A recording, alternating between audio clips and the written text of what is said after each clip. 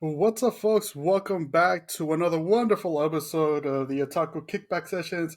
As always, I am one of your two co-hosts, Easy the Shinobi. Joining me with here on this lovely Monday night, my other co-host, the Green Specter. How you doing today, man? Tired as shit and hot as fuck. Yeah, can't blame you. God, dude, it was like I think I read in somewhere. I think I read it like on Yahoo or something that it was like 103 today in the Bay Area. Which, God, it's October, and I figured we would be done with summer by now. But then remember, there's like two parts of summer. One that lasts into like the first half of October, and for some reason. Yeah. It's killer out there, but I mean, hopefully it just goes on for next few days, and then we're back to. It's supposed to be back to like 80 degrees or so by like supposed to the end of this week, and then dropping down to like 70s and stuff. So fingers crossed that is the plan that the weather has for us here in the Bay. Uh, yeah, Supposedly today was supposed to be the last day it gets hot. really? Hopefully Yeah, so. but we're in the Bay Area. We're in California. We're paying for the weather, not for everything else. Yeah, and apparently we're paying too much for the weather too. So yeah, yeah, that happens. But you guys aren't here for that. We are here. You're here, so your boys here could give you some good anime content. And to start us off with, we do have some anime news to kick off over the weekend. That some new shows got announced for season twos, um, and some got announced for Netflix. Actually, one did, and it's a highly anticipated Dragon Ball Daima. So that's actually airing on October 11th in Japan, and all that for and I think it's on Crunchyroll as well. But some news came out last week that I guess Netflix is also going to start streaming Dragon Ball Daima.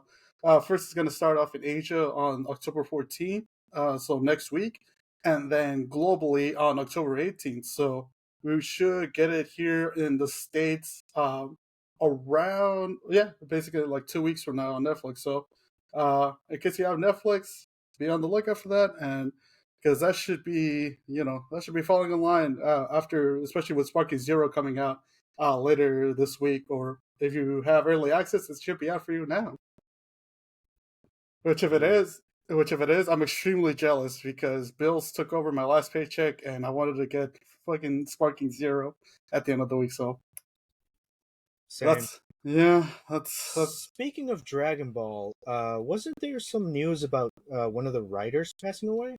yeah. That actually happened earlier this morning. It got reported that Doc Harris, the English narrator and VA uh, for the Dragon Ball Z dub, passed away earlier today. Um, for those who don't know or need a bit more clarification, he was the one that famously stated after at the end of each episode, next time on Dragon Ball Z, and yeah, it turns out that he passed away today. I believe at the age of 56. That's And still so kind of that was young, though. yeah, yeah, Well, at that's least here in the States, anyways. yeah. I mean, in general, still really young, and it sucks too. It's like on the same year that Toriyama passes away, and now Don Harris is passing away, and that's a kicker. But yeah, rest in power to Mr. Harris, and hopefully he makes his way to Snake Way, and to King Kai's planet, peacefully. Yeah.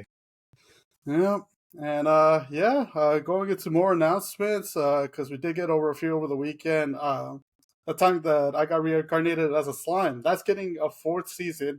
Also, a second movie. Yeah. Which Yeah, I'm hyped for it. yeah, same here. I heard the third season did fairly well. You watched it all the way to because I think it recently ended season three, right? Yes, I think the dub is still going because it's Hmm. like I want to say like 5 episodes behind. Oh, okay. Like usual. Hmm. It's not Hmm. the Simu dub like Kaiju number 8. Yeah, yeah, exactly. So I was kind of running on a bit of a delay, but so far I've heard nothing. at least through the internet. There's pretty much it's another great season for it. I still gotta get on season three as well. I just got done with season two not that long ago, so looking forward to it. Plus, the first movie that came out was really good. So I mean, I'm looking forward to the second film coming out. Um, and this one, I know if you're into some fiendish or gooning anime, Oh you're gonna God. like this. Gushing over Magical Girls got approved for a second season. Well, we have a friend that surely is going to watch that. God, I remember earlier this year he texted me about it and he sent me the trailer and I was just like, "Bro, what is this?" He's like, "See, it's peak." Like, what do you mean it's peak? No more elaboration from him. So, man, I have a feeling he's going to be extremely happy about it. But I mean, supposedly the first season was pretty hilarious and a lot of people enjoyed it. So, I'll give I'll give it a shot eventually. And yeah, to kick off the news of anime adaptation, or to finish the news of anime adaptations, this is actually connected to one of the manga recommendations from last week's episode. You Are Miss Servant or Kimi wa Maid-sama. That surprisingly enough has an anime adaptation that got. I think the first episode premiered yesterday or on this past Sunday. Ooh. Yeah, to be told, I didn't even know about it until like a few weeks ago, um, when it popped up on my Twitter, and at least from people's reactions on it for the first episode, it seems like the first episode was pretty good. Oh yeah. Yeah. So I mean, if I've read the manga for it, I love it. yeah, And a bunch of misunderstandings and the whole concept of like, yes, I'm an assassin mate, but I'm horrible with chores. yeah, exactly. She takes a your forger to mold of assassin. Yeah, and as soon as they see her in the anime, all of a sudden people are going to be like, "Oh, I wonder who would win in a fight, your or her?" Like if you had to, seeing as how you're kind of a spy family and you are Miss Serving, a quick take. Who would win in a fight between Yor and Shu? Well, sucks for you. I'm based as hell. I'm picking your. You're picking Yor. Yes. I would say I'll give it at least a well. I'll pick Yor, but mainly because I haven't really caught up to the current chapters of Your Miss Servant. So let me catch up to that, and then I'll go ahead and see if I could maybe critique your choices. But for so far, I mean, I could see how Yor could take it. I mean, think about it this way: the maid is still like, let's say, in her teens. Yours a fully grown woman who has proven to surpass her own limits. True, true. Not to mention that I mean, we've seen it on like we've seen it in the anime or we've even seen it in movies. She has basically the ability to even dodge like basically anti-air guns or machine gunnery as well. So I mean, that's a tough task overall. But we do.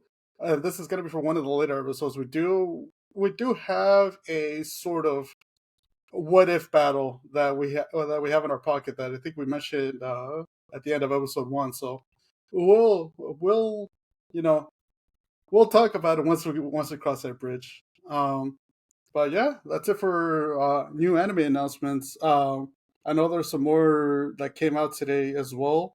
Oshinoko season three got announced, and I believe there was one more, but I forgot to save the tab. Ugh, I'm horrible at planning. But yeah, you got anything for us? Yeah, the voice of Misako Nizawa Mm-hmm. and a whole bunch and like 10 others, including Banjo Ginja. Mm-hmm. Apparently, Seiyu, I'm butchering the name, Seiyu Agency, Anoi Productions, and Koei Font have announced that they will be signed partnership to develop a global strategy using AI technology. from the voice actors from Anoi Productions, What? who their voice data recorded in Japanese converted into AI voices in multiple languages, including English and Chinese. Mm-hmm. It's pretty much going to like they kind of want to like think of it this way: if you have an Amazon Alexa or a Google Assistant, Mm-hmm. you can have one of their voices in English. Really? Yeah, That's pretty neat. yeah. So imagine listening to Japanese Goku in Mm-hmm. English in your Amazon Alexa, and just being like, "Hey Google, hey Goku, what's the weather like?" And they'll tell you.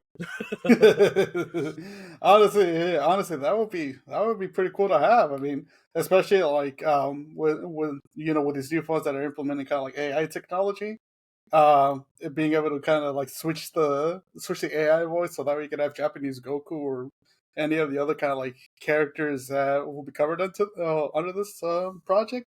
I mean, that's pretty neat. However, there is a problem though. Hmm. With there being cases in Japan and overseas where their voices of voice actors have been used to train AI illegally, Hmm. so there has been an urgency to implement rules, pretty much saying that obviously people are going to misuse the voices to do whatever they want for publicity, for promotional stuff, and they don't want that Mm, yeah. because they want to specifically convert 10 voices and have this sort of partnership with uh, companies that have these like AI like helpers that you have, and Amazon Alexa, a Google Assistant, and all that stuff, and they want to specifically have it for those Mm, kind of okay. products. That's what they're afraid of. Pretty much people taking the voices, and obviously you've seen a lot of TikTok. You know a lot of misuse of voices. No, yeah, and that yeah, that's a valid concern on their end too. Because I mean, if you're the voice actors and you're the company getting into an agreement to like saying, we want our voices to be used for these specific instances or like videos or products. I mean, it does get concerning, especially with how easy access AI can be nowadays. Where some people may take it where it's like, oh yeah, I'm gonna put it like on a TikTok video or YouTube video or do like something else with it, and it's I could see how they would try to kind of put in kind of like, let's say, rules or restrictions on like who could have access for it or how these voice properties could be used and stuff. It is at the same coin, it is also a bit tricky to be able to do that if it's out for public release too. Yeah, Yeah, but yeah, I mean, here's hoping that they're able to find a solution for it because I mean, especially with like kind of like AI stuff, it is very um confusing and difficult to kind of help or to kind of put like regulations on it and restrictions and kind of see, okay, what falls under the category of like, hey, you could do this with AI or with voice properties or photography properties or art properties in AI versus you can't do that. I mean, some stuff is fairly obvious, but other stuff where it's like, okay, using it for like a TikTok to do like memes and all that, it's like, then at that point, that's where it gets more tricky. yeah, and especially where you have like a split kind of commentary. Some people saying, "Oh, this is actually a good thing because now we don't have to hire English voice actors. We can just convert the Japanese voice actors to English." Hmm.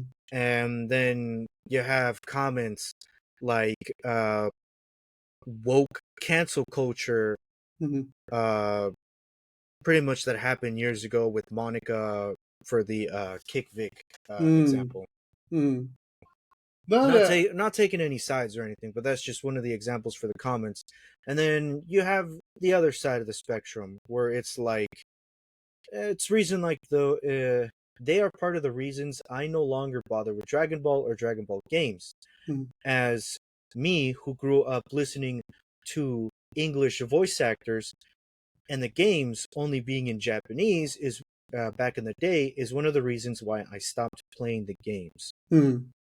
Yeah, That's one of the comments I'm reading along with this with our script that we have here, and totally not from an online site. yeah. Sure. What do you mean we access online sites to get our news? This is totally 100% research and bullet Gasp! point notes. Doesn't everyone read online articles and pass it as their own? Gasp. Really? That's shocking. Oh my god, I never would have thought about that. Anyhow, God. No, yeah, but I guess that's usually the main problem with the main the center problem with AI, especially for voice acting, because it's one of those things where it's like it can be a good idea to use AI, especially if you use it for like for some of the older voice actors, especially in Japanese in the Japanese language programming, to yeah, kind of help preserve their voices for say remasters or re-releases or any other future products if they were to pass on. And that's seeing it as in a positive light. And a negative light is like, okay, you also risk kind of cutting down actual voice actors or voice actresses that depend on this for work. So I mean, it's tough to really take sides on it because you can kind of see the both positives and negatives on each side. But I mean, in the end, stuff will figure itself out. So we just got to wait and see. yep, Yep. All right. You got anything else for us, my man? yeah. Speaking of problems, Oh um, boy. let's talk about Japan. I mean, Japan. Well, yeah. I mean, let's talk about this month, for example, Hmm. Halloween. Hmm. Shibuya and Shinjuku mayors tell foreigners, quote, don't come for Halloween. Yeah. The mayors of Shibuya and Shinjuku held a press conference for foreign medias, urging people to follow the rules and serve as a reminder that the wards will be closed for Halloween, especially to the Gajin, known for causing problems each year for the unholy day. Hmm. And then here are a couple of the major quotes that they released. Shibuya will be closed on Halloween this year as well, said Shibuya Ward Mayor Ken Hisabe. Leaving trash behind is not the behavior of an educated, rational person. Hmm. Shinjuku Ward Mayor Kenchi Yoshizumi added to the press conference. The press conference was held in the Foreign Correspondents Club of Japan, where the mayors claimed that Halloween is the. How can I explain this without. Well, to simplify it, Halloween and major holidays are problems in Japan because they get up more tourists Mm. around Okay. those time of the years. Thanksgiving, Halloween, Christmas, New Year's, and you get a lot of foreign tourists that don't follow the rules to the point where after the holidays are done, the foreigners leave, but they leave behind all of their trash. They're Hmm. pretty much, it's like going to another country, treating it like America, and then just dumping your trash everywhere. I Yeah. mean, Japan is a pretty clean place. Yeah. Like, Yeah. As we've seen, like, videos throughout and all that, and especially like, when say like a major sports tournament, like the World Cup, for example, a lot of people give credit to like the Japanese fans for being very like clean and picking up their trash, even though they're visitors and all that. yeah, I gotta say, Japan and South Korea, they're both really clean places. Yeah. Like, dog, Well, it'd be disrespectful to just spit on the ground because you have something stuck in your teeth.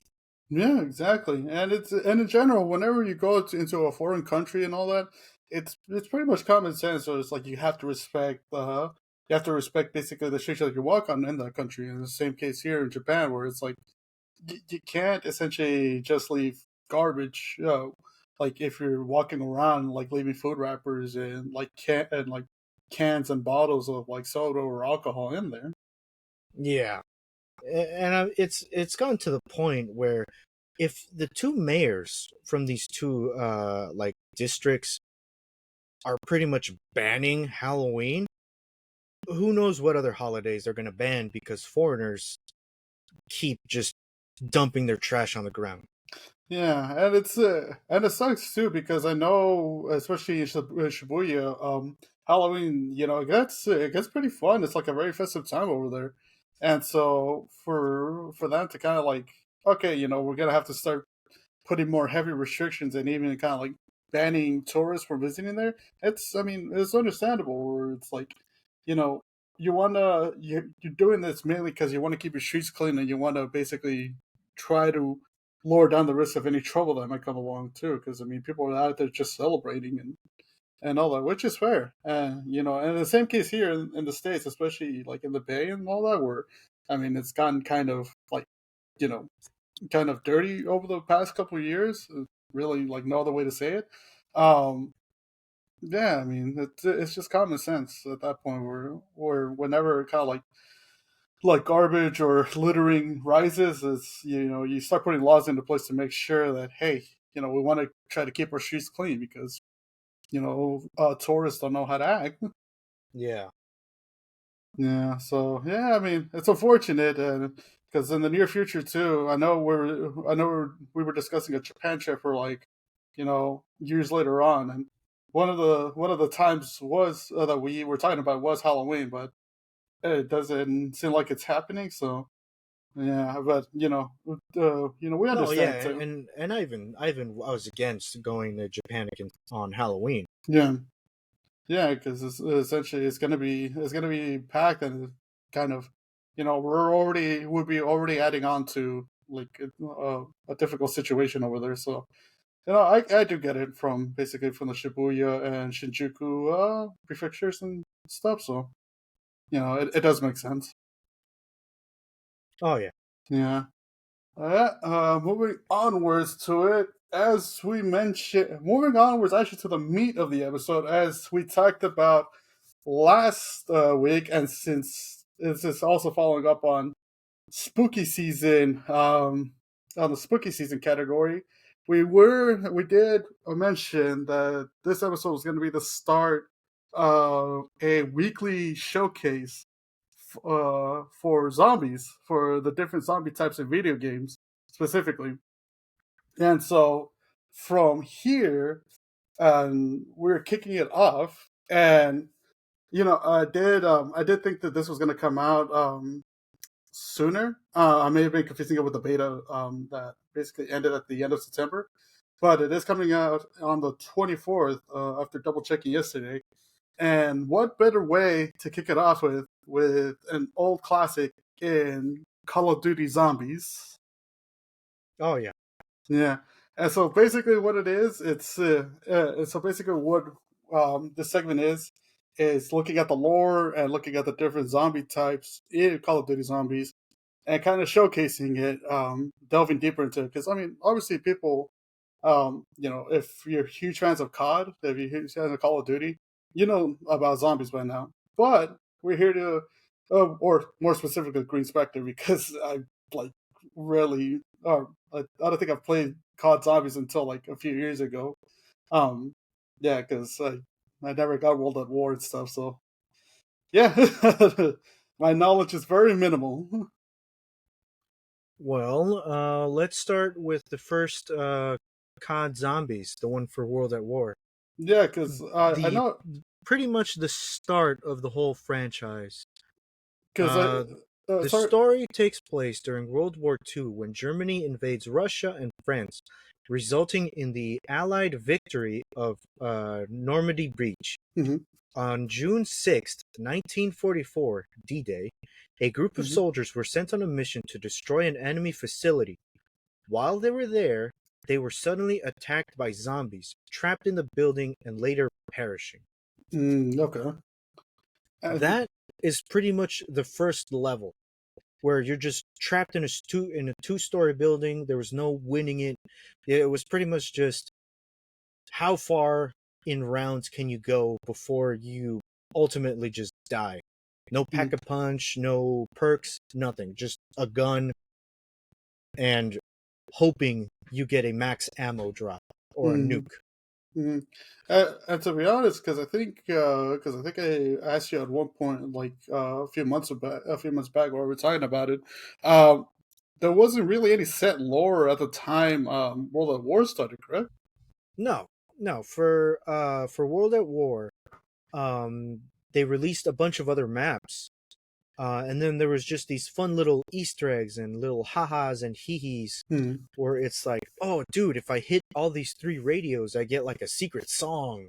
Hmm. Or if I like see a teddy bear outside of the map and shoot it, I get a ray gun and all that stuff. You know, it Hmm. was just these like fun little things. Hmm.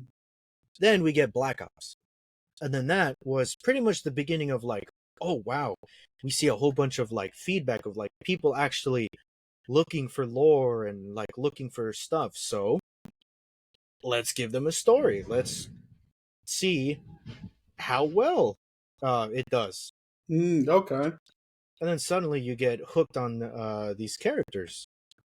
No, yeah, because I remember for Black Ops, that technically that's where it started with essentially kind of like the presidents like Kennedy and Nixon and Castro. You're playing as them to try to ward off a zombie invasion that's happening in the White House, right? It was in the Pentagon, Oh, okay. and I hated that map with all of my fury. Because wait, was it a thing of like, were you just trapped inside the meeting room, or did you have to like No, go? so the meeting room had Pack-a-Punch, but the Mm, map itself was called Five. okay. Pretty much you had to traverse the Pentagon, try to turn on the power, open up Pack-a-Punch, and that's it. Really? But that map, there is no room to train zombies. Like, absolutely no room whatsoever. You can't run circles around, nothing. Not Mm, only that, but when you do turn on the power, you get this little shit called the Pentagon Thief who will appear randomly, take your gun or one of your perks, and then will run away through a portal. And you have to chase his ass, kill him, so you can get your stuff back. wait, really? I didn't know about that. Yeah, because you never played it. Yeah, because no, yeah, 'cause, I mean, I mainly played the campaign, and I at the time I was like, oh yeah, or I just kept hearing, I was like, oh yeah, it's better to play zombies online or zombies with friends. I was too broke to have Xbox Live. I played it solo, so Uh, well, I mean, potato potato, but yeah, I mean, moving on past my poor broke life. Um, so yeah, I mean, I guess at that point that would be the first instance of like actual storytelling within zombies, right? yeah. I will say though, my favorite zombie game or my favorite zombie map for Call of Duty Mm-hmm. has to be Mob of the Dead. Mob of the Dead. Yeah. It's set in the 1920s in the Prohibition era in America Okay. in Alcatraz. Really? Yes. Damn, that's a pretty good map. So you have four playable characters. Salvatore DeLuca, Billy Handsome, Michael Finn O'Leary, and then Albert the Weasel Arlington. Man, that sounds like a mobster name. Like if I heard one. I mean, he's called the Weasel for a reason because he's uh good at what he does. Being a weasel, stealing stuff, and you know, storing them away in his little pockets. So he's good at the sneaky shit. Yeah, pretty Nice. much the whole premise of Mob of the Dead is to find parts that are scattered around Alcatraz and go to the roof and build a plane. Mm-hmm. Now, the whole premise of building the plane is to go to the Golden Gate Bridge where Pack-a-Punch is, or Okay. uh, the end. Okay. Here's the thing, though. There are two endings to Alcatraz. Oh, okay. So is this one of those scenarios where it's like there's a good ending and a bad ending, or? It's however you want to see it as, but either way, getting one of the two endings, which pretty much brings you back to the beginning of the map, Mm-hmm. gives you an achievement. The first ending, uh, which is called Betrayal, is where the Weasel has to be the only person that gets on the plane and goes to the Golden Gate Bridge, Mm-hmm. while the other characters, all three of them, have to be downed, Really? making it seem like he backstabbed everyone, stabbed them, and then left them to die by the zombies as he is the only one that escapes. Mm-hmm. Now, the other one is where all of them go on the plane, they go to the Golden Gate Bridge, where it's just this little section that's been blown off. And the only way to leave that area, because there's nothing there, is to get on a platform where there's 4 electric chairs. Really? Yeah. And then that's when you find out that they are stuck in purgatory to do the whole events all over again. Go to the Damn. beginning, build the plane parts, get backstabbed by the Weasel because he was greedy and wanted freedom, or all of you escape, later get caught, and then given the electric chair for all of the horrendous crimes that you've committed. Holy shit. So no matter what, you're just stuck in purgatory, having to repeat the same kind of like getaway mission over and over for eternity. Yes, Holy shit, that's intense. it is. And I'm actually glad they brought back the map later on. Because later on, that will be for Black Ops 2, right? Later on, I think it would be for Black Ops 3, if I'm not mistaken. Okay, got it. Uh, It's either Black Ops 3 or Black Ops 4. I really can't remember. yeah, because I know basically in the later Black Ops games that I've heard that they reused maps from the first two games and sometimes for World at War. Yeah.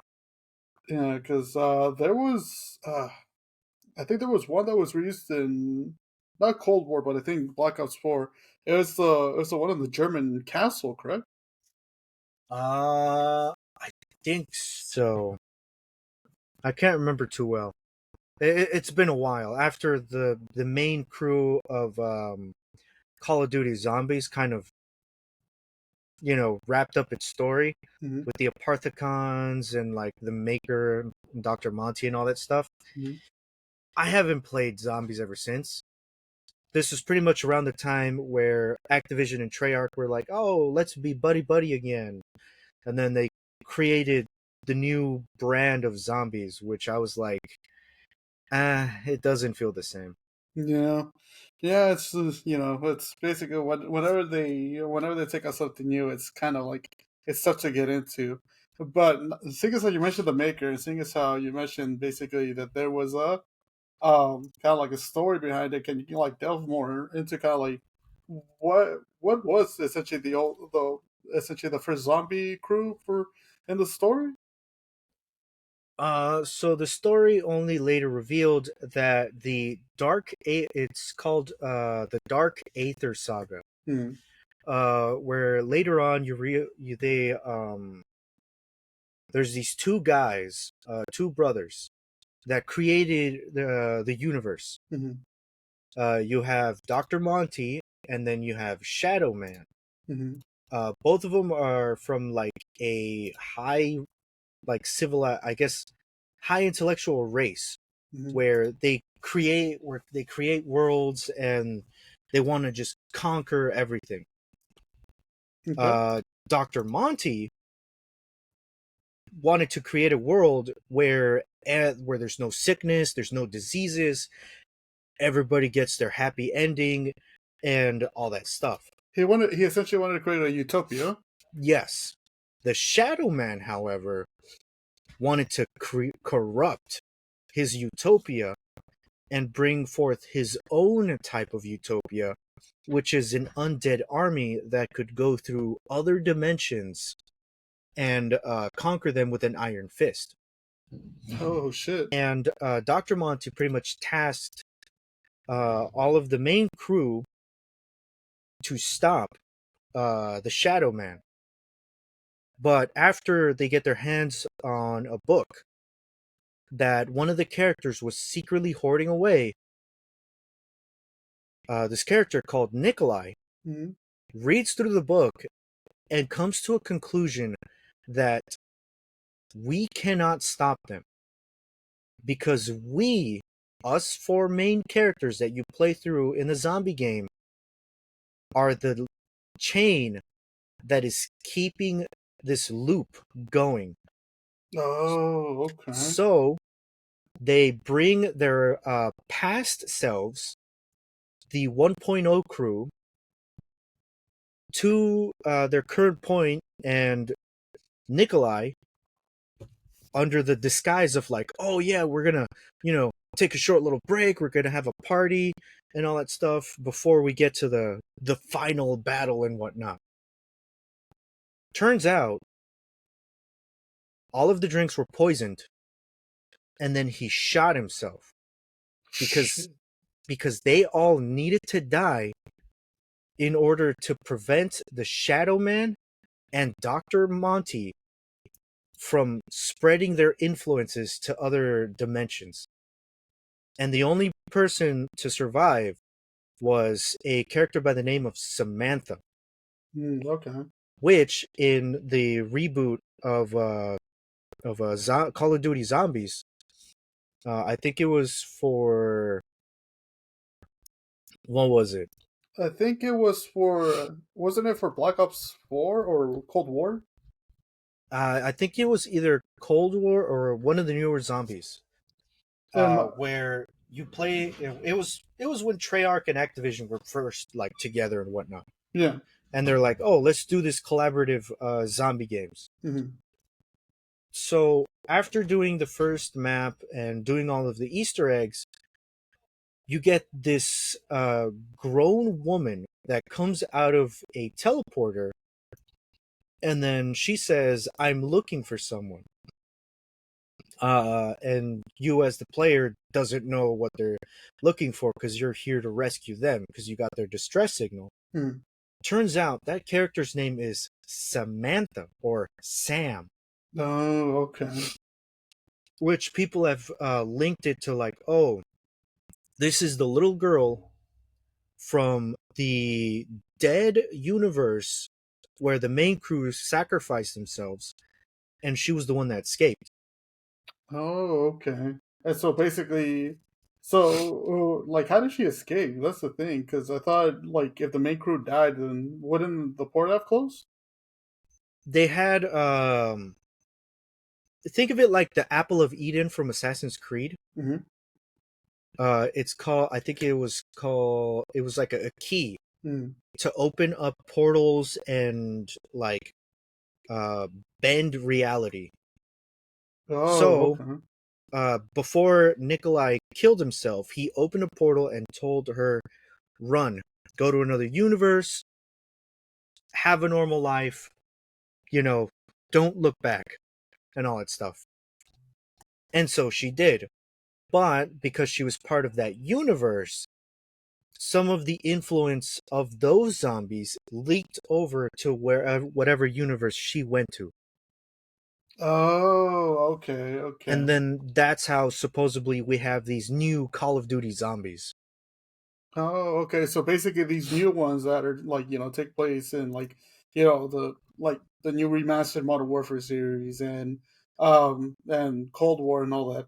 These are essentially the, what do you call it, the stragglers from the old universe, where basically the main four, after they sacrificed themselves, or after Nikolai essentially killed them, they managed to find their way into the portal.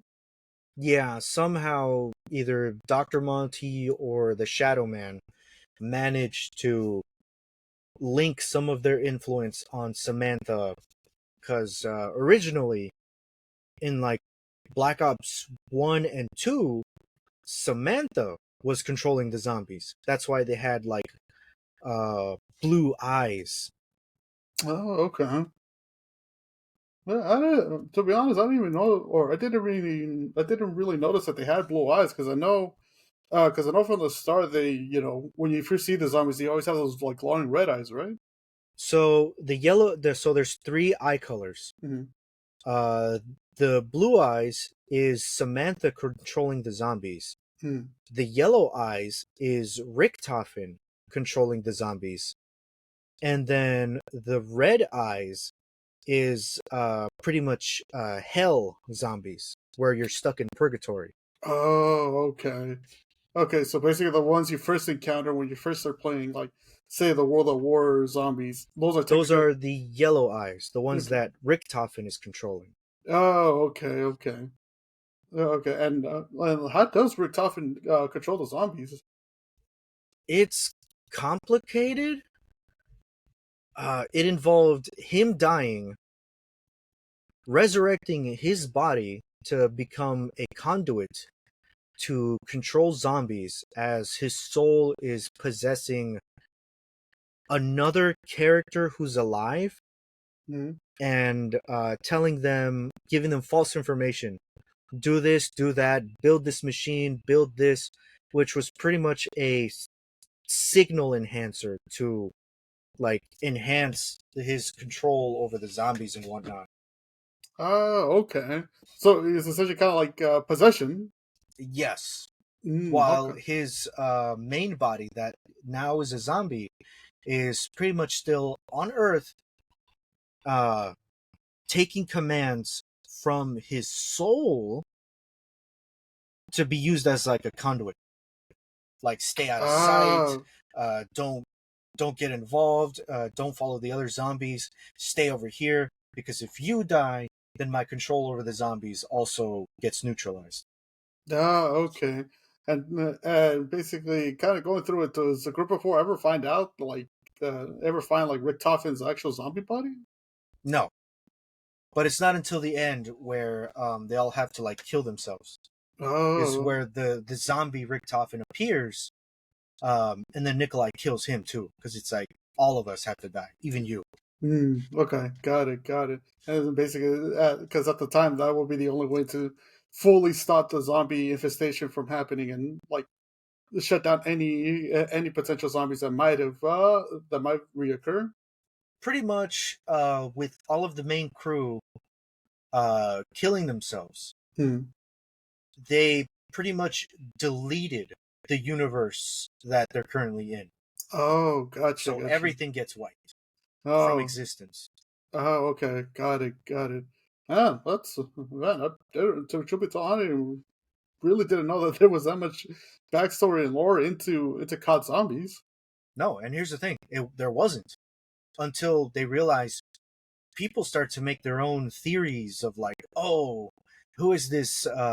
Who is this Peter MacArthur? Who was this like parachute soldier Hmm. whose parachute failed, crashed in one of the huts in Shinonuma and accidentally hung himself, Okay. being called the Hangman of Shinonuma. And then Okay. and then people just coming up with theories of like, oh, maybe he was part of this crew, and this and this and this and that. Just a whole bunch. There's just a whole bunch of people on the internet coming up with theories. Treyarch saw that as an opportunity of like, you know what? The next zombie game that comes out, let's put some lore into it.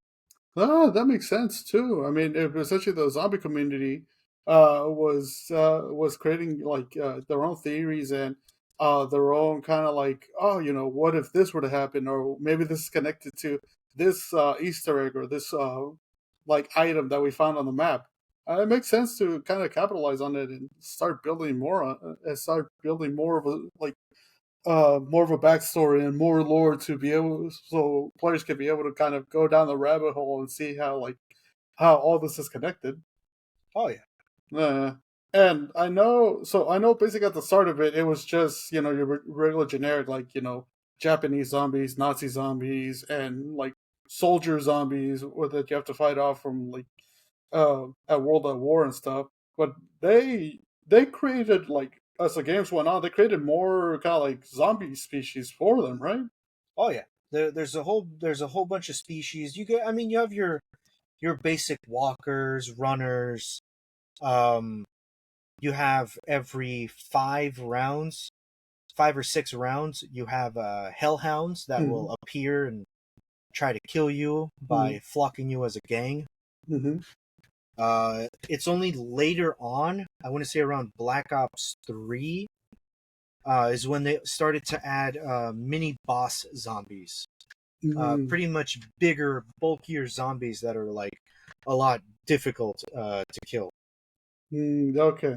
Hey, wait. So since you mentioned hellhounds, do they ever mention if it's like, okay, this is kind of like genetically modified like animals that we turned into zombies, or is this one of those things where it's like they found a way to open up a portal to hell, so that way they. Well, I guess it comes down to well, they kind of mixed real life events with fictional events. Mhm. And so, as the Nazi zombies developed a teleporter, they were trying to figure out if it's safe and all that stuff. And so, when Samantha was still alive, Mhm. she had a German Shepherd who was pregnant at the time. Oh shit. And Richthofen, being the fucked up German scientist that he was, took her dog, placed her on the teleporter, and then pressed the big red button to teleport the dog to see if it would appear on the return pad. Mhm.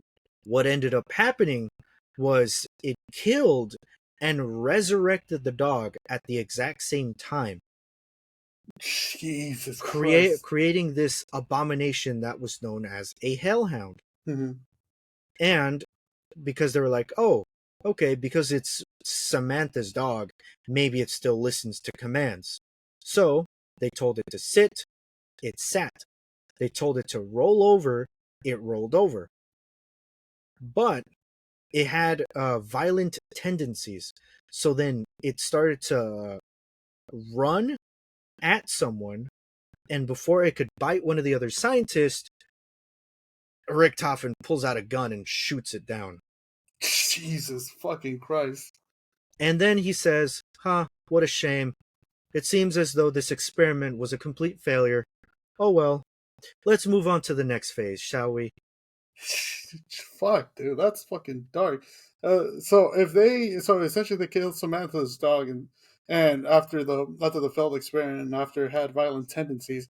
I was because I remember playing through like Cold War zombies. You do see like multiple hellhounds come out in like some of the open world maps, and like, did they create more on the back end? Like, did they reopen up the experiments? No, so here's the thing though. Because supposedly Samantha's dog was pregnant with puppies, Mm-hmm. when the original hellhound died, it pretty much spawned the puppies to always come back, pretty much to resurrect every few rounds or like every few days, according to the game, Mm-hmm. to start indiscriminately killing people. As Oh, think of it okay. like a form of revenge, like, oh, you killed our mom, so now we're gonna mess you guys up real good. And it Okay. doesn't matter if you kill them because they'll always come back. Oh, okay. So technically, then the hellhounds that we see in zombies nowadays, those would be Samantha's. Dogs, So puppies. the puppies Okay. that Samantha's original dog was pregnant with. Oh, okay. Damn.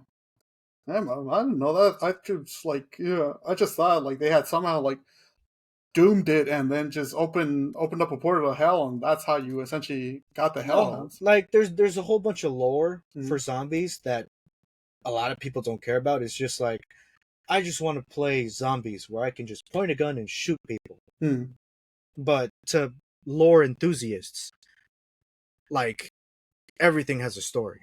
yeah, You yeah. just have to kind of look around, find the Easter eggs, find audio like recordings of these experiments going on, and then you'll be able to find out like what horrendous stuff um the Nazis tried to do in Mm, order to win World War II in this Call of Duty timeline.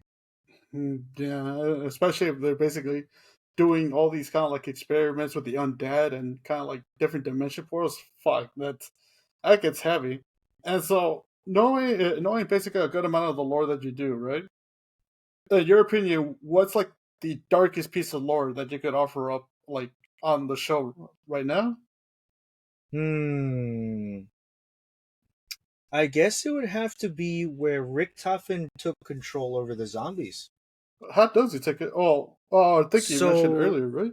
yeah, so Samantha's soul is in the moon, Mm, in the Nazi moon base. mm, So the main crew goes to Nuketown, where the CIA developed the pretty much reproduced the teleportation pads that the Nazis used, and they linked it directly to the moon. mm, So you do the Easter eggs, you go to the moon.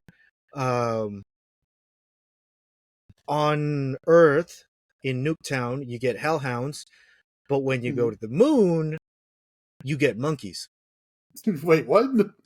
Remember, we sent and Russia sent a whole bunch of monkeys to the moon as a test phase to make sure that the rockets wouldn't blow up. Oh, right. Yeah. Yeah, they did. And so essentially, the monkeys you encounter on the moon, those are the rocket monkeys.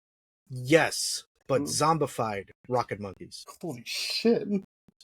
Yeah, so it works the same premise as like hellhounds. Mm, Every 5 rounds, every 6 rounds, uh, no other like zombies will appear, and only the hellhounds or the monkeys will spawn in. mm, So anyhow, they get to the moon. You do the Easter egg to what you think is shutting down uh, the moon base and pretty much ridding Samantha of her control over the zombies to mm, end the zombie invasion. mm. Turns out that Richtofen betrays his crew and then gets himself killed using the very same machine that has Samantha's soul in it. Oh, okay. And at the same time, he launches a nuke from the moon to destroy the Earth. Really? Yes. But here's the thing though. As the rocket is blasting off, you hear Richtofen's voice strangling Samantha. What the fuck? Yeah, he pretty much quote unquote killed Samantha so that now he's the main honcho taking over the zombies in this pretty much blown up Earth. And the main crew even says, "So, what do we do now? We're stuck on the moon because this moron wanted to take control." Holy Pretty sh- much giving the hint that the original crew is stuck on the moon for all eternity while Richtofen is controlling the zombies. Mhm. And then from there, we get Black Ops 2, where now it's a new crew that one of them is being controlled by Richtofen giving them orders like, hey, do this, do that, set up an antenna to increase my signal strength, do this and do that. Mhm. While his zombie body is somewhere on Earth just roaming around, making sure it doesn't get killed by any survivors. Holy shit! Damn, that's fucking. That's pretty fucking dark. And Yeah, so, you have this grown ass 40-year-old Nazi dude whose soul literally strangled the soul of a little girl because she was mad that her entire family was killed by Nazis. holy Jesus Christ, man! I did not know that at all. Yeah, jeez, dude, that's fucked. So, Yeah, there's like more messed up stuff that happens, but that's just like, I guess you could say the bare bones of it. yeah, I mean, even for the bare bones, that's fucking relatively pretty dark. And so, since you mentioned that the original crew were stuck on the moon, like, does it ever get revealed if they ever, are like transported back to Earth, or No, they all died. they all died in the moon? Yeah, Damn. I mean, you're stuck on the moon with limited oxygen and a whole bunch of zombies coming at you. Yeah, They died. yeah. I mean, yeah. That's pretty much that would pretty much be the only way at that point. But fuck, dude, that's even just the way how it got there is whoosh, Yeah, that's spine chilling. Yeah, I mean, yeah. If in case you ever wanted to know about more about like Call of Duty Zombies and Nazi zombies and like the lore behind it, that's I mean, uh, there's a video online. You mhm, just put Call of Duty Zombies lore, mhm, and there's a video on YouTube that's 6 hours long that explains the entirety of Nazi zombies from beginning to end, or mhm, from beginning to the end of the original zombie timeline before mhm, Treyarch and Activision's collaboration and the mhm. new reboot. Got it, got it. But yeah, I mean, if you want to delve more into it, yeah, search up that video. It's a 6 hour video, and it does seem, for the most part, it does seem interesting. Especially if you want to add a bit more add a bit more to like to Call of Duty Zombies, especially since Black Ops 6 is coming out.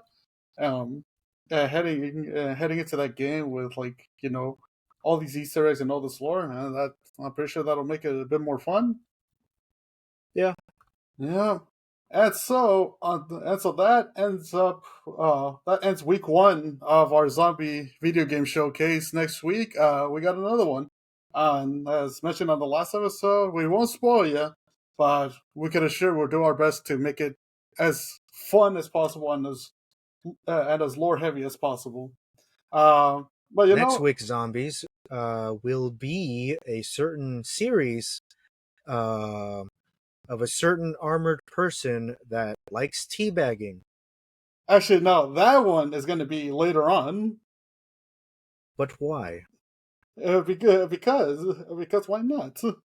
Actually, no. I don't want to talk next week. Fine, fine. I'll switch off with you on the zombie showcase because after looking over videos on our next one, I really do. I'm really fucking hyped about it. So yeah, let's Man, you go. looked up videos? Oh yeah, of course. I did this all from memory. You gotta remember, my boy. My memory ain't so good nowadays, so I have to search up videos. That Yeah, sure, whatever you say, Grandpa. almost the same age. Yeah, sure.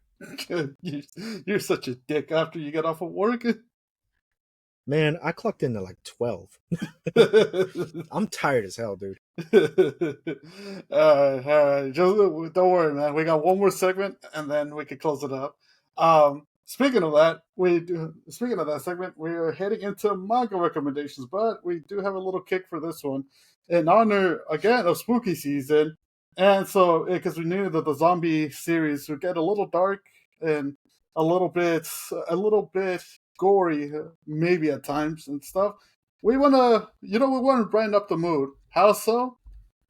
Manga recommendations this week all the way until the end of October. will be based on monster girls. I'm talking dual hands. I'm talking slime girls. I'm talking what's the snake girls and all that. Man, screw all that. If you want a really good horror game, play Corpse Party. Fuck no. I mean, play it at your own risk, but I played it. and I saved everyone because that's one of the options. yeah, you can't say It's difficult, but it's one of the options. If you uh, watch the anime, everyone dies. yeah, I mean, yeah, because I mean that's what most people are gonna do. They're gonna watch the anime and see a fucking bunch of gruesome murders. Of course. And Yeah. it's all the teacher's fault. But my boy, we're not talking about Corpse Party for right now. We're talking about Monster Girl manga. Damn it! Corpse Party! But yeah, but yeah, your Monster Girl, any Monster Girl manga recommendations? We got it for you for this month in October. You want to start off, or you want me to start off on mine? Sure. The one I have recommended for is The Monster Girl I Saved. Ooh, nice. So, it starts out like any other, where the protagonist gets summoned to another world, defeats the demon lord, and, well, now he's stuck there. So, So, pretty much when his free time that he doesn't know what to do, he pretty much gives classes mm, to a whole bunch of sentient mobs. mm, A squid, a octopus, a spider, a monster plant, a ghost, and a monster fish. mm, He's pretty much giving lessons on how to use magic, how to like read and write, so that one day you guys can ascend and gain a physical human appearance through the essence of magic and whatnot. oh, okay. After that, you're given a time skip where now he's a single man in his 40s who, with the whole era of peace, now there's like this really like university and like high school where you can learn magic and whatnot, Mm, and he is a low-ranking professor. Now here's the thing: nobody even remembers that he was the hero that saved everyone. really? Yeah, and he keeps himself low key, living day by day on paycheck to paycheck. Where one day they're given news that a monster girl is being transferred. Now everybody is excited because, according to what we know of, monster girls are pretty much mobs that have so much magic power that they were able to transcend their own uh, appearance to having the Mm. appearance of a human. And because Oh, and okay. because they have that appearance, they have so much magical powers.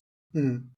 Here's the thing: you have so far two monster girls that are looking for the protagonist, because when they were still mob monsters Mm-hmm. and they were being given lessons and all that stuff, they told their sensei, when I get a human body, I want to marry you one day.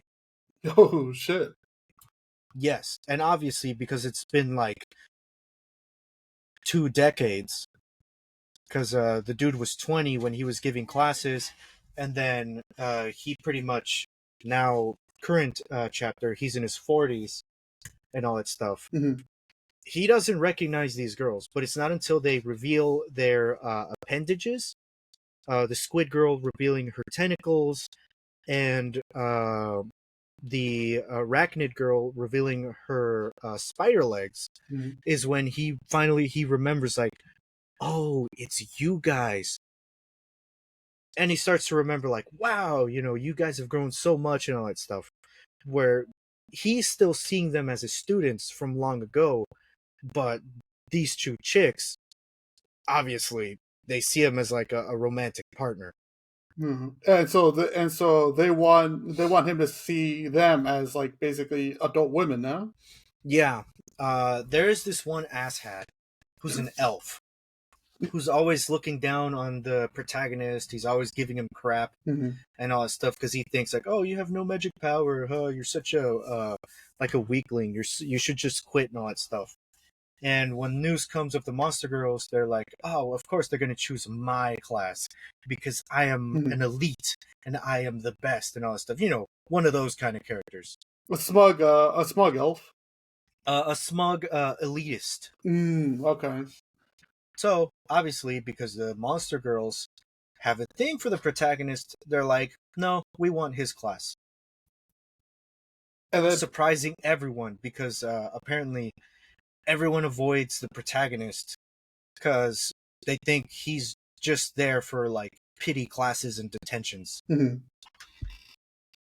But it's basically one of those things because since they used to take his class back when they were in their younger years, they know how good of a essentially of a professor he is. Yeah, Oh, okay. and they're trying to convince him to, oh, don't take crap from them. You know, use your full magical power and all that stuff. Show them that you used to be the hero. But he's like, no, no, no, it's fine. I don't even need that title anymore. It's that title was from a long time ago. I just want to live a normal life. Okay, okay. Okay, yeah, no, that makes sense because I mean, after 20 years or so, it's when you're living peacefully. I mean, you get kind of comfortable with it. Yeah, because they're in the era of peace now Hmm. that the demon lord has been killed and all that stuff. Hmm. But you do find out that the reason why these mobs are hyper intelligent Hmm. is because they were experimented on. Really? Yes, but you find out about that later. Ooh, nice. I do wonder what basically like how they got experimented on. So, yeah, it's got. I'm assuming that's going to be kind of like the great mystery that takes place throughout the as the manga goes on, right? I mean, maybe around like chapter 8 or chapter 7. Ooh, nice, nice. And how many chapters is out for it? Translated so far, 18 chapters. 18 chapters. That's not bad. Yeah. That's There's 22 chapters, but 19 through 22 aren't translated yet. oh, okay, okay. So it might be a few months till they get translated. But I mean, it's from the sounds of it, it sounds like it's a fairly recent release, right? Yeah, it was released on 2023 last year. Ah, okay. That's not too bad. But yeah, I mean, there's a Monster Girl. There's a kind of a bit of a Monster Girl harem love competition going on, and a little bit of mystery behind it as well. What's the name of it again? It's called The Monster Girl I Saved. The Monster Girl I Saved. So if you want to check out the Monster Girl I Saved, there's a fairly good amount of chapters that you could binge read through, and it seems like it's a good premise so far. Yep.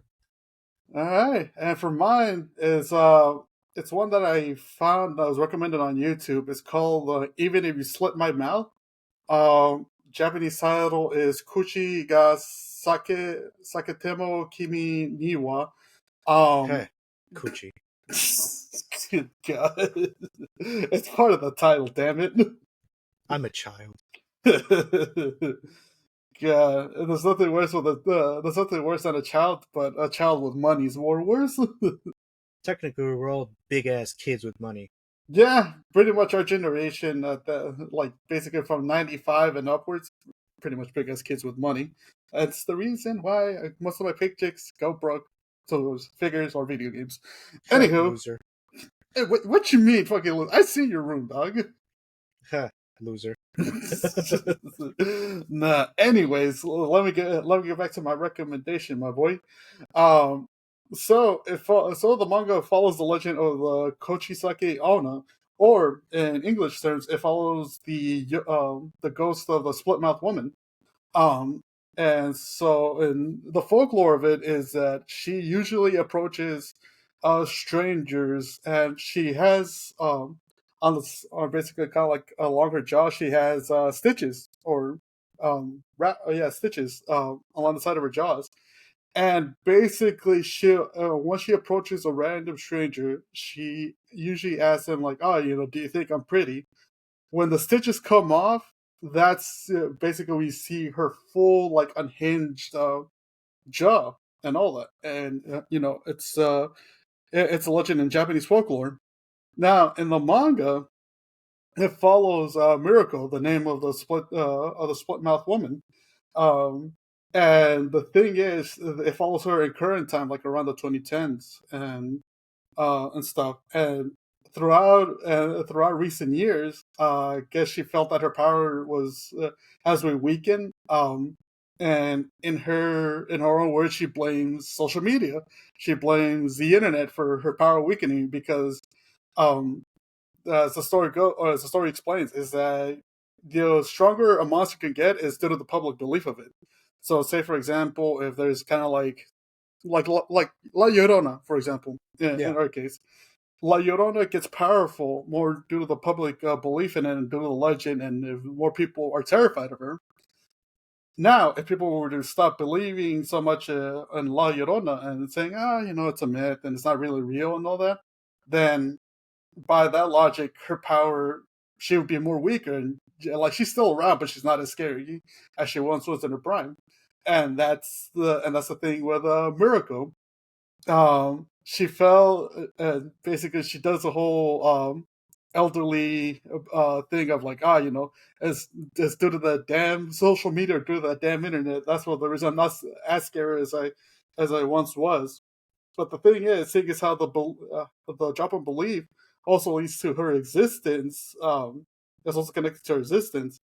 Um, she begins to. It's sort of implied that she begins to disappear in the beginning chapters, and in order to make sure that she isn't completely erased from existence, she goes into an arranged marriage with the protagonist, Koichi Sano, uh, mainly because his family is in charge of essentially aiding supernatural beings, helping them out. And so from there on, they make a bet where, as part of the arranged marriages, she makes a bet where she tells him, like, hey, you know what? If I could scare you within the 1 year, because, he's still in high school, he's a 17-year-old high school kid. Um, and she makes a bet with him saying, if I could scare you before your 18th birthday, we have to call this engagement off. You can no longer marry me, and, we're going our separate ways. And he accepts it because his part of the deal is that if she can't scare him by the time he's 18, that she has to go through with the wedding, especially if she falls in love with him before that. And so from there, the first few chapters is essentially her trying to scheme and plot anything to try to spook him or scare him, only for it to turn around and because he's basically deeply in love with her, and so at that point, like some of the schemes going on, but instead of being scared, he's like, you're still as beautiful as ever. I see, and she gets flustered by it. Ah. Yeah, picture Love is War, but with essentially a ghost woman and a guy that's basically finds her perfect no matter what. Pretty much with cryptids. Yeah, pretty much. Love is War with cryptids. And so basically the rest of the manga goes on. I haven't really read it, but it does showcase like their everyday life of like, her of them going through this deal and then at the same time getting to know each other better. It is revealed like within the first few chapters that she had known him since he was a child. She approached him like how she approaches people in the legends, where it's like, do you think I'm beautiful? And the first time she tried to scare him, instead of essentially being terrified of her, that's it because it shows that it's kind of like a love at first sight thing. Since he was and he's been infatuated with her since he was a little kid and all that. But yeah, that's pretty much the premise of it. And right now, so it actually finished up last December. There's 80 chapters of it. I know and I think the Shonen Jump Plus or the Suisha Plus app. Yeah, there's all 80 chapters translated in English.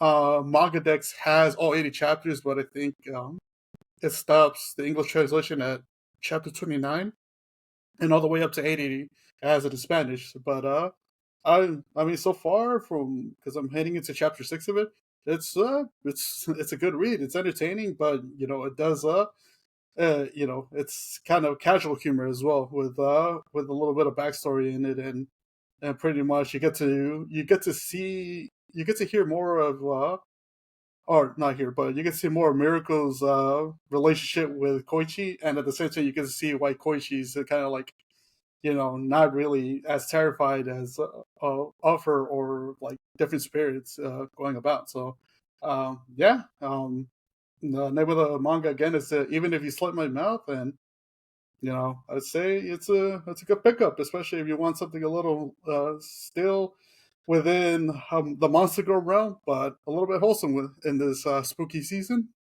Okay, sounds good. Yeah, yeah. Oh, and I do remember you were going to mention something about the what's it called, the Tanumanin RPG game. From which one? It's I know we were talking about it, we were planning out this episode. Oh yeah. How so they're like out of pocket. It's a mobile game that pretty much you shouldn't take seriously. Mm, So what they ended up doing for pregnancy day mhm, is last year pregnancy day the main heroine mhm, that was on like the pretty much the mascot. mhm. You see them pregnant. Right, right. This year they upped the ante, and not only are all of the females pregnant, but also the monsters and the males. No, no way. Yeah, They have male pregnancy as part of a pregnant day. yes. Not only are all the monsters pregnant, are all the females pregnant, but also the males. God, out of these monsters, it's not like Monster Girls, right? It's actual like legit like monsters. Like an ogre, a grizzly bear. You have this weird scorpion hybrid amalgamation, chimera looking ass that also is pregnant, Nah, this shit is wild, bro. and it kicks off uh, October 10th to 15 with a login bonus. Pretty much a 7-day bonus login. Hashtag not sponsored. Hashtag not sponsored. Exactly and not to mention. I mean, we don't really play a ton of mom and mobile games in general, but it is a good tidbit. It is a good tidbit to have, especially to kind of end off the first zombie series episode for it. Uh, Yeah, if you weren't creeped out, then hopefully that creeped you out. Male pregnancy. Male pregnancy. Actually, no. I mean, I don't think it would creep out a good people that post stories on Archive of Our Own, but No, because we're used to that one movie that came out when we were all younger with uh, Arnold Schwarzenegger. oh right, yeah, because I forgot about that movie. So I forgot the name of it. But it's the one where he somehow gets pregnant and stuff, right? Yeah, which was hella weird. Yeah, yeah. Arnold has his kick-ass action movies, and he has his kind of out of pocket ones, his weird ones. But you know what? Still a fucking hell of a fucking actor. Um, but on that note, I'm gonna go ahead and wrap it up for right now for today. I know on the last episode I did mention that this episode was supposed to actually come out today, October 7th. But over the weekend we tried to record, but we were running into some equipment issues on our end. So pretty much we got those fixed now, and yeah. So this should be coming out October 8th, uh, early in the morning, 10:30 in the morning Pacific time. So if you want some good zombie listening stuff for tomorrow in the morning, hit us up. Yeah. Alrighty, folks. So that's gonna do it for today. As always, thank you guys for joining us. Go ahead and on Spotify or on YouTube, go ahead and like, subscribe, follow us wherever you listen to our shows. As I mentioned before, I'm currently working on getting the catalog uploaded onto different streaming platforms, so like Apple Podcasts and wherever you listen to your podcasts and stuff. So be on the lookout for that. And as well as you can follow us at Otaku_Kickbacks for any updates regarding any new projects that we're working on and new episodes that we're working on. But yeah, I mean, you guys, thank you for joining us again. For Green Specter, I'm Easy the Shinobi. You guys have a good Monday night. Stay safe, stay blessed, and we'll see you on the next one. Yeah. Peace.